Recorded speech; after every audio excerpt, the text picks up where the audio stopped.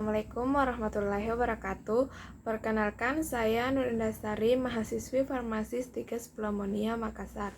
Di sini, saya akan menampilkan dan menjelaskan beberapa alat kesehatan berdasarkan sifat pakainya, beserta fungsi dan cara pakainya.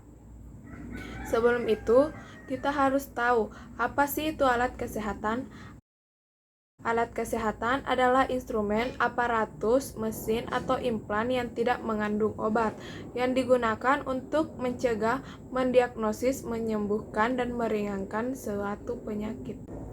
Alat kesehatan sendiri terbagi menjadi 7 golongan. Salah satunya yang akan saya jelaskan adalah alat kesehatan berdasarkan sifat pakainya. Alat kesehatan berdasarkan sifat pakainya terbagi menjadi dua, yaitu peralatan habis pakai dan alat yang dapat dipakai secara terus-menerus. Contoh peralatan habis pakai yang pertama itu spuit. Spuit adalah pompa piston sederhana yang berfungsi untuk menyuntikkan atau menghisap cairan atau gas maupun darah. Adapun cara pakainya yang pertama itu bersihkan area dengan kapas alkohol. Kemudian yang kedua, buka tutup jarum. Yang ketiga, tarik kulit ke bawah kurang lebih 2 cm di bawah arah penusukan dengan tangan. Kemudian yang keempat, posisikan jarum sejajar kulit dan teruskan jarum ke dalam vena kemudian suntikan. Yang kelima, keluarkan jarum dengan sudut yang sama dan lakukan penekanan kapas alkohol pada area penusukan agar tidak terjadi pendarahan.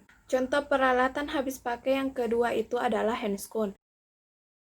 Handscoon adalah sarung tangan yang biasa dipakai oleh tenaga medis agar terhindar dari droplet pasien. Tujuan penggunaan handscoon adalah untuk mencegah terjadinya infeksi silang serta mencegah terjadinya penularan kuman. Adapun cara pakainya yaitu membuka pembungkus sebelah luar dengan hati-hati dengan cara menyentuh bagian luarnya saja. Kemudian, masukkan tangan Anda yang dominan. Kemudian, pastikan jari-jari tangan masuk ke dalam handscoon, rekat dan tidak terkesan longgar. Contoh yang ketiga adalah masker.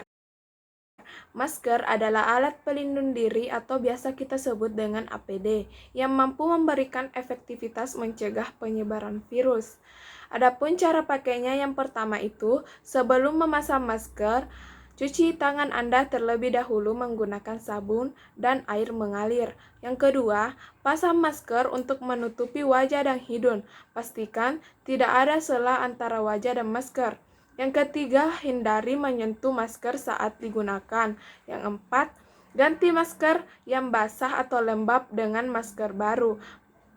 Yang kelima, untuk membuka masker, lepaskan dari belakang. Jangan sentuh bagian depan untuk masker sekali pakai, langsung buang di tempat sampah. Contoh yang keempat adalah kasa. Fungsi utama kasa adalah untuk menutupi luka dan juga dapat digunakan untuk menyerap darah yang keluar dari luka tersebut. Adapun cara pakainya yaitu bersihkan terlebih dahulu lukanya. Kemudian, potong kain kasa atau pembalut luka steril lainnya dan sesuaikan dengan ukuran luka. Terakhir, berikan perekat pada kain pembalut luka agar tidak terlepas. Contoh alat yang dapat dipakai secara terus-menerus yang pertama itu adalah tensimeter. Tensimeter adalah alat yang digunakan untuk mengukur tekanan darah. Ada dua jenis tensimeter yang umum kita jumpai, yaitu tensimeter manual dan tensimeter digital. Adapun cara pakai untuk tensimeter digital yang pertama itu, balutkan bagian tengah lengan atau sekitar 3 cm dari lekuk bagian dalam selubung sentimeter. Kemudian pastikan katup pelepas udara sudah tertutup. Lalu tekan tombol start pada layar tensimeter.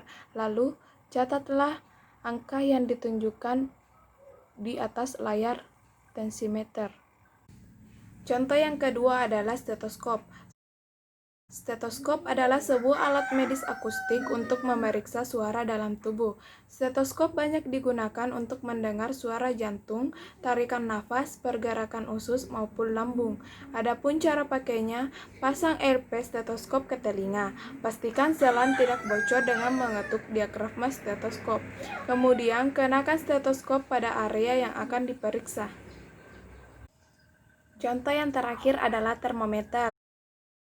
Termometer merupakan alat medis yang berfungsi untuk mengukur suhu tubuh baik melalui mulut, ketiak, maupun dubur. Umumnya digunakan ketika akan mengukur suhu tubuh badan pasien yang demam. Adapun cara pakainya yaitu dengan menyelipkan melalui mulut, ketiak, ataupun dubur. Lalu diamkan hingga terdengar bunyi bip. Setelah terdengar bunyi, lepaskan termometer tersebut. Nilai suhu ditampilkan langsung dalam bentuk angka yang ada pada layar kecil termometer. Itulah beberapa alat kesehatan berdasarkan sifat pakainya, beserta fungsi dan cara pakainya. Kurang dan lebihnya mohon dimaafkan. Wabillahi taufik wal hidayah. Assalamualaikum warahmatullahi wabarakatuh.